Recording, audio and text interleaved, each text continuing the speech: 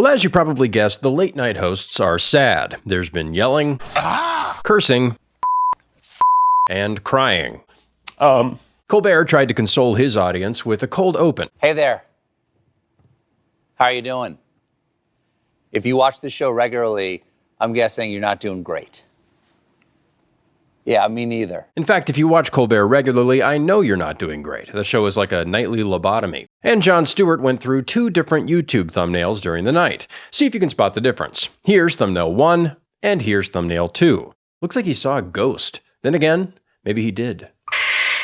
Sure, they're sad that Trump won, but more than that, they're sad because they failed. They did everything they could to get Kamala across the finish line, and most of the electorate ignored them. Their reason for doing a show has just been invalidated. It's the latest proof of what we all know. They're not entertainers. This is not how entertainers react when a political candidate loses. This is how you react when you're part of the campaign. Late Night knows that this reflects on them, and you can't spell late night without a big L. The one who seemed most aware of this was Jimmy Kimmel. He opened his show with a sketch. In it, Jimmy is packing up his office, getting ready to leave the country. But his sidekick, Guillermo, comes in to talk him out of it. Jimmy, we need you. We need you to help us get through this. You have a very important voice. I do? Yes, Jimmy. This is your country. We need you. Man, I love sketch comedy.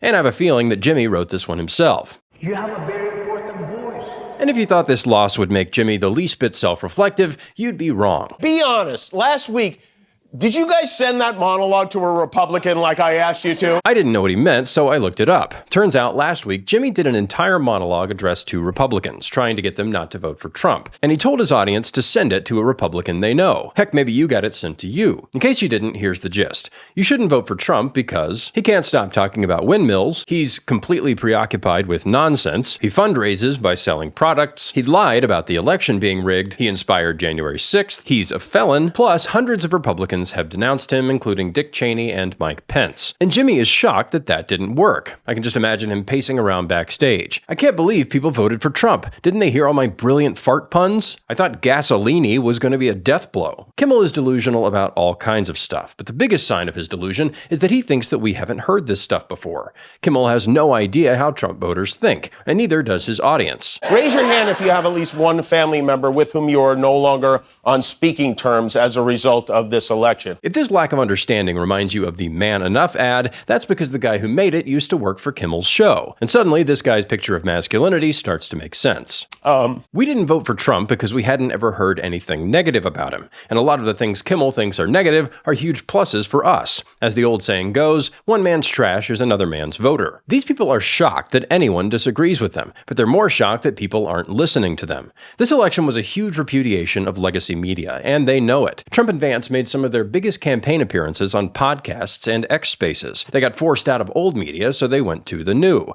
And now the old media isn't doing what it used to. When Kamala went on SNL, it got 3.5 million live viewers and 10 million on YouTube. Trump on Rogan got 47 million, which is fun. And Harris's Call Her Daddy episode didn't break 1 million. They can't win on the new turf, so it's no surprise that CNN is calling for more regulations on social media. They're used to being able to ask the government to crack down on the media's enemies, but I don't think that's going to get past the new management. And the lack of self-awareness doesn't stop there. Here are a few X posts that got a lot of attention. Democrats need their own propaganda machine, with 36,000 likes. Liberals need to build their own Joe Rogan, with 23,000 likes. They know that they lost because of social media, but they've already spent millions of dollars trying to compete there. When they put their star comedy players in new media, they can't make it. Seth Meyers has a podcast, and it gets fewer views than my videos. And we all remember how big an embarrassment Strike Force 5 was. They can't reverse engineer our success because we already know that they're liars and hacks. It reminds me of another old saying, if you can't beat them, cry. I'll try not to think about my boys, because...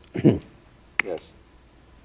By the way, that's CBS's chief political analyst. As fun as the leftist car freakouts are, these are the tiers that matter. Somewhere along the way, the left lost the power to define cool. They lost control of the narrative. Despite their best efforts, it's high status to support Trump now, and they're on the outside of the party looking in. The good news for us is they're doubling down. They've made sure to learn nothing. They'll turn up the shrieking, the returns will keep diminishing, and right-wingers will stay plenty hydrated.